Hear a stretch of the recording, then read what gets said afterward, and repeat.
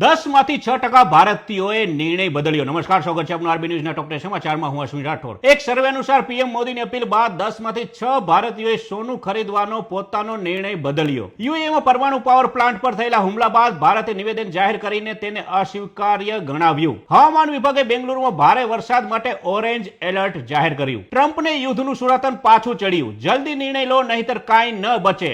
અમેરિકાએ ઈરાનના પ્રસ્તાવ પર 5 કડક શરતો મૂકી। ધરતી કરતા પણ વધુ સોનું એક લઘુ ગ્રહ પર છે। નાસા 2029 સુધીમાં અહીં પહોંચવાનો લક્ષ્યાંક ધરાવે છે। ઈરાનના નકશા પર અમેરિકન ધ્વજ। ડોનાલ્ડ ટ્રમ્પે 20 થી વધુ એઆઈ તસવીરો શેર કરી। પાકિસ્તાનના પીએમ પદેથી ઇમરાન ખાનની હકાલપટ્ટીમાં અમેરિકાની સંડોવણીનો સૌથી મજબૂત પુરાવો લીક।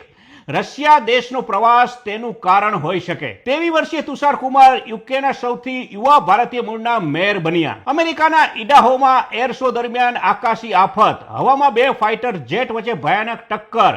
4 પાયલટનો ચમત્કારિક બચાવ। પીએમ મોદી નોર્વે પહોંચ્યા। 43 વર્ષમાં પહેલી ભારતીય પીએમની મુલાકાત। નોર્વેમાં પીએમ મોદીએ કહ્યું, યુરોપ ભારતમાં $100 અબજ ડોલરનું રોકાણ કરશે। ભારત અને યુરોપના સંબંધોનો સુવર્ણ યુગ શરૂ। તો આ હતા આજના ટોપ 10 ન્યૂઝ અને હું હતો આપની સાથે અશ્વિન રાઠોડ।